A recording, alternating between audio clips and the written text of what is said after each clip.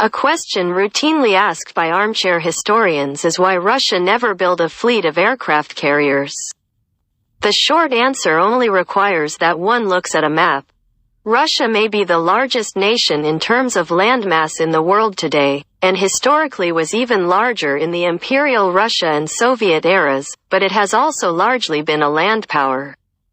Its naval history has been one of numerous follies, from the Russo-Japanese War, 1904–05, when it lost 2 squadrons including 8 battleships sunk and 2 more captured, to the ongoing war in Ukraine, which last year saw the sinking of the Moskva, the largest warship sunk in combat since the Second World War.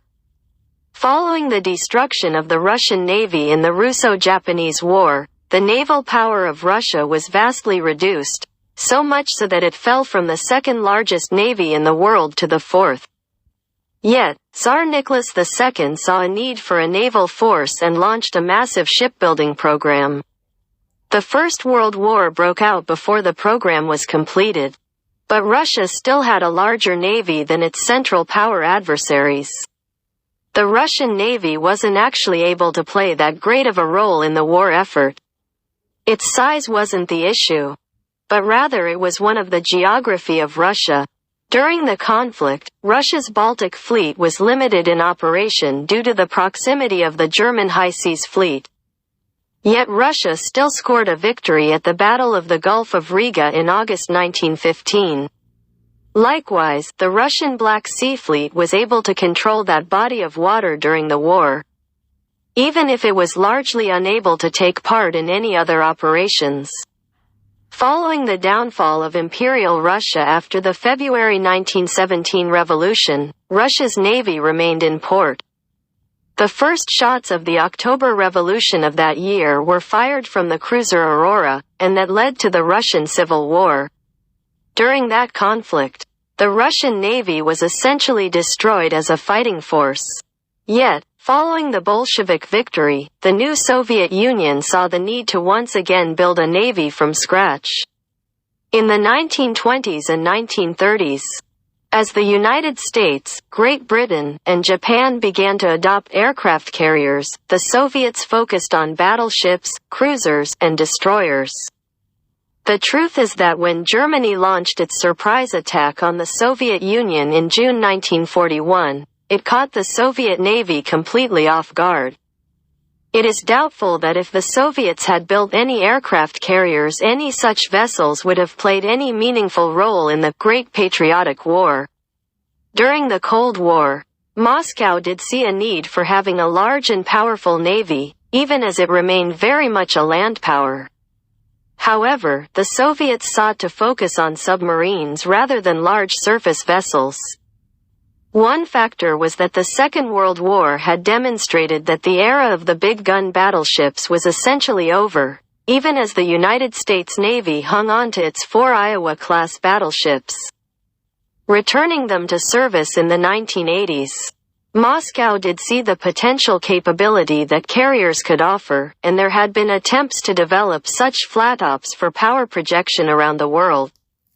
This began in the 1960s with the Moskva class of helicopter carriers, not to be confused with the frigates sunk by Ukraine last year. 2 of the planned dozen were produced. But these were not true aircraft carriers, as they did not carry any fixed-wing aircraft. The Soviets did go forward with its Kiev class, of which 3 were completed and saw service until the early 1990s, while a 4th was rebuilt and sold to India, and is in service as the INS Vikramaditya. Moscow also produced the Project 1143.5 class of carriers, which included the Admiral Flota Sovetskogo Soyuza Kuznetsov, now Russia's sole carrier, and the uncompleted Varyag, which was under construction when the Soviet Union collapsed in 1991. It was sold by Ukraine to China and then completed in 2012 as the Type 001 Liaoning.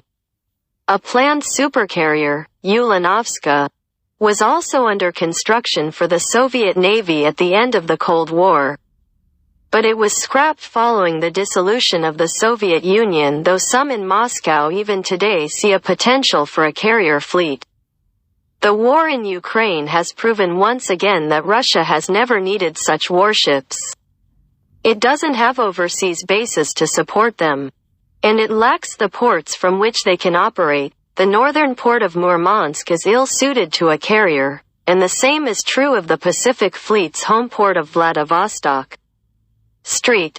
Petersburg and even Kaliningrad in the Baltic Sea are essentially surrounded by NATO member states and in the event of war would come under immediate attack. Any carrier would be an inviting target. Sevastopol in the Black Sea is even more isolated, and treaties don't even allow true carriers to transit the Bosphorus, which is why the Soviet Union classified its vessels as aircraft cruisers. In other words, the short answer again to the question of Russian carriers is one of geography. Russia has always lacked the facilities to build and maintain carriers, as evidenced by the ongoing saga over the refit of Admiral Kuznetsov. While it simply doesn't have the bases to support such vessels, the final consideration is that Russia may want to project power around the world, but a carrier would still be a bad way to do it. Moscow knows it all too well.